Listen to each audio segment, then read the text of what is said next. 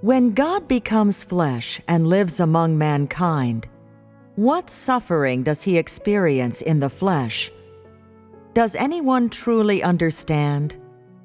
Some people say that God suffers greatly, and although he is God himself, people do not understand his essence and always treat him like a person, which makes him feel aggrieved and wronged. They say that God's suffering truly is great. Other people say that God is innocent and without sin, but he suffers the same as mankind and suffers persecution, slander, and indignities along with mankind. They say he also endures the misunderstandings and the disobedience of his followers. God's suffering truly cannot be measured. It seems that you don't truly understand God. In fact, this suffering you speak of does not count as true suffering for God, because there is suffering greater than this. Then what is true suffering for God himself? What is true suffering for God's incarnate flesh? For God, mankind not understanding him does not count as suffering, and people having some misunderstanding of God and not seeing him as God does not count as suffering. However, people often feel that God must have suffered a great injustice, that the time God is in the flesh, he cannot show his person to mankind and allow them to see his greatness, and God is humbly hiding in an insignificant flesh, so it must have been tormenting for him. People take to heart what they can understand and what they can see of God's suffering, and impose all sorts of sympathy on God, and often will even offer a little praise for it. In reality, there is a difference. There is a gap between what people understand of God's suffering and what he truly feels. I'm telling you the truth. For God, no matter if it's God's Spirit or God's incarnate flesh, that suffering is not true suffering. Then what is it that God actually suffers? Let's talk about God's suffering only from the perspective of God incarnate. When God becomes flesh, becoming an average, normal person, living among mankind, side by side with people, can't he see and feel people's methods, laws, and philosophies for living? How do these methods and laws for living make him feel? Does he feel loathing in his heart? Why would he feel loathing? What are mankind's methods and laws for living? What principles are they rooted in? What are they based on? Mankind's methods, laws, etc. for living, all of this is created based on Satan's logic, knowledge, and philosophy. Humans living under these types of laws have no humanity, no truth. They all defy the truth and are hostile to God. If we take a look at God's essence, we see that his essence is exactly the opposite of Satan's logic, knowledge, and philosophy. His essence is full of righteousness, truth, and holiness, and other realities of all positive things. God, possessing this essence and living among such a mankind, what does he feel in his heart? Isn't it full of pain?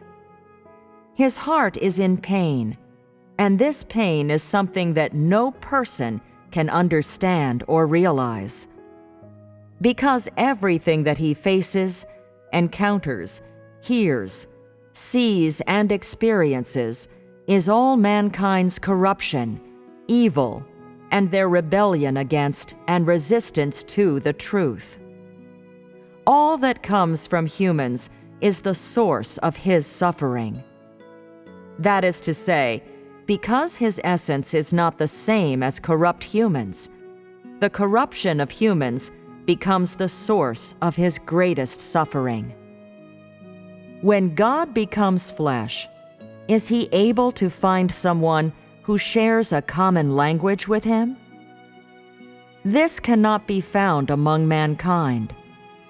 No one can be found who can communicate, who can have this exchange with God. What kind of feeling would you say God has? The things that people discuss, that they love, that they pursue and long for, all have to do with sin, with evil tendencies. When God faces all of this, isn't it like a knife to his heart? Faced with these things, could he have joy in his heart?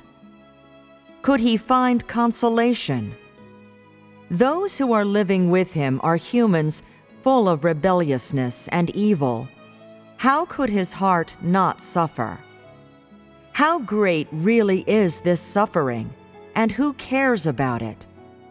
Who takes heed? And who could appreciate it? People have no way of understanding God's heart.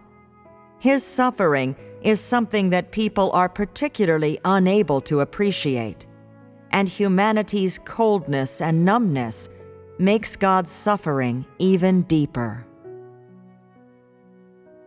There are some people who often sympathize with Christ's plight because there is a verse in the Bible that says, "The foxes have holes, and the birds of the air have nests, but the Son of Man has not where to lay his head."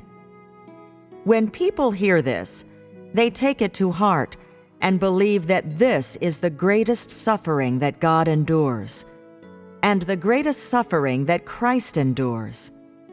Now, looking at it from the perspective of the facts, is that the case? God does not believe that these difficulties are suffering. He has never cried out against injustice for the difficulties of the flesh, and he has never made humans repay or reward him with anything. However, when he witnesses mankind's everything, the corrupt lives and the evil of corrupt humans, when he witnesses that mankind is in Satan's grasp and imprisoned by Satan and cannot escape, that people living in sin do not know what the truth is, he cannot bear all of these sins. His loathing of humans increases by the day, but he has to endure all of this. This is God's great suffering.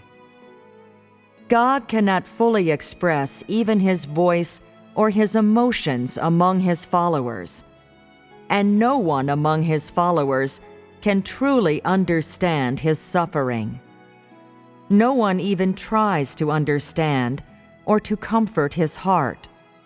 His heart endures this suffering day after day, year after year, time and time again.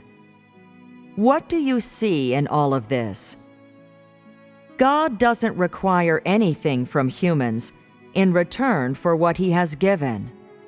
But because of God's essence, he absolutely cannot tolerate mankind's evil, corruption, and sin, but feels extreme loathing and hatred, which leads to God's heart and his flesh enduring unending suffering. Could you see all of this? Most likely, none of you could see this, because none of you can truly understand God. Over time, you can gradually experience it for yourselves.